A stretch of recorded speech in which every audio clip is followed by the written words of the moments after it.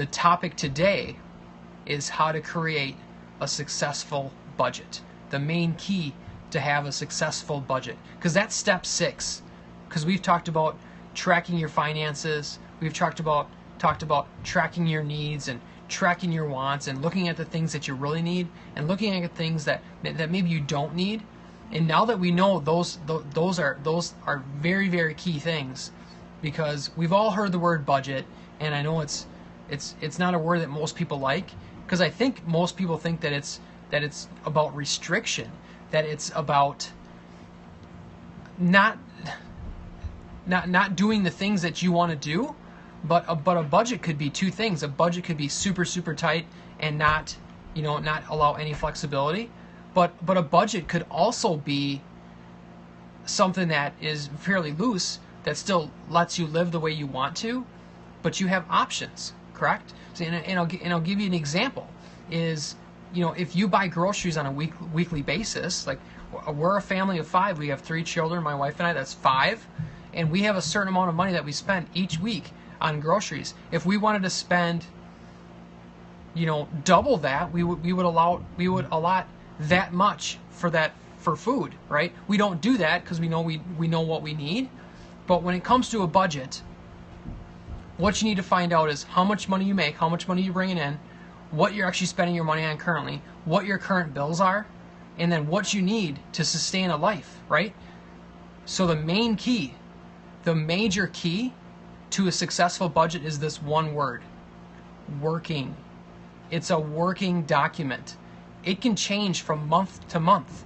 If you allot $200 for fuel, and then next month, and that month you realize, hey, we actually spent $250, and you want to allot $275 to $300, change it to $300 every month, right? A budget, a working budget, is what's gonna help you live a better life, because you're going to be able to track what you're spending your money on. You're going to stick in with what you're saying that you're going to spend your money on. So if you want to allot $100 or $500 for clothing every month, put it in the budget, right? If your mortgage is $1,500 a month, chances are that number is probably not going to change. That's $1,500 a month, or maybe it's $600, or maybe it's $900. Whatever that is. There's some costs that you have every month that typically stay the same. Like if it's a rent payment or a mortgage payment, those are pretty much fixed, right? Maybe you have car insurance. Maybe if you pay your car insurance on a monthly basis, that's going to be a fixed amount. If you have internet, that's going to be a fixed amount. But there's different things that you can actually adjust, and then as you adjust, then you can have true control on your finances. And if part of your budget says, hey, we're going to take $300 a month and we're going to stick that to debt, that's part of your budget, right? But the key, the main key to think about when it comes to your budget, that word is working budget. It's a working budget. It can always change from month to month. So if you start a budget this month, or if you start a budget next month, we're coming up on a new month here in a couple days, go ahead and figure out, hey, this is how much we're going to allot for gas or fuel. This is how much we're going to need for rent. This is how much we're going to need for groceries. This is how much we're going to need for internet. This is how much for our mobile phones. This is what we're going to spend it on. And then as you're tracking that every day, once you get done with that month, you figure out, okay, it actually looks like we spent less on groceries than we actually allotted. So we could actually lower that, or we could keep it there. So there's a little bit of a cushion, because if there's a party that comes up and we got to buy more groceries, then there's that flexibility.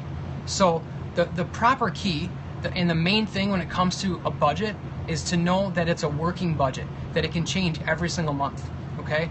I don't know what the statistic is, but if you take a group of 100 people, I bet maybe 3 or 4 might actually stick to a budget and create a budget. It's that rare. So if you start doing that, and you start controlling your finances and allotting a certain amount of money for different pieces that you need every month, you'll be so in the minority, and in 12 months your life will be completely different, because you'll be completely on top of your finances. Chances are you'll have more debt paid off. Chances are you'll have more money saved. Chances are you'll be able to donate more money to church and charity and whatever causes that are important to you. And just think, in 12 months, that's going to be more than a habit. That's going to be a lifestyle, right? So, and that's really what I want to do, is I want to help you to I want to help to impact your life financially, because if you can change some habits and you can change some things in your life, then, you know, if you're a parent and you got kids, they're going to do what you do, right? So if they're super small, like I got small children, like they don't know what we spend, but if we follow a budget, these are questions they're going to ask when they get a little bit older. These are things I can teach them now, right? So hopefully that helped. I'm just, you know, this is the word budget, this whole topic, I could probably talk hours on it, but people would jump way before I got to the end. But it's a very, very big, important topic. And the best way that I can explain it is every 30 days, figure out what you want to spend your money on, make that decision, and then at the end of the month, figure out actually how much money that you actually spend in those areas. And you can track it online. You can do the cash system where you stick $200 in an envelope for babysitting or gas, and then as soon as you're done, as soon as you're run out of money there, you can't take it from any other envelope. So I'm not sure how you track your finances. Maybe it makes sense to switch from, you know, a checking account to envelopes. Maybe that works. We've done that. We did that for probably 2 or 3 years, and now we just use, you know, our checking account. We don't do envelopes, but we did for a couple of years, you know, just to get on top of things, because it's a change. It's a change in habits, a change in thinking, and a change in perspective. So hopefully this helped. Again, my name is Nick Nyber. What I do is I help people to eliminate debt, help them create better financial habits, and help people live a better life financially. So if you found value in this, feel free to share. You can swipe left, swipe right, up, down, whatever device that you're on. Get this out to your friends, family, and followers, and hopefully we can make an impact out there with one family today. If we can make an impact out there with one family, that would be fantastic.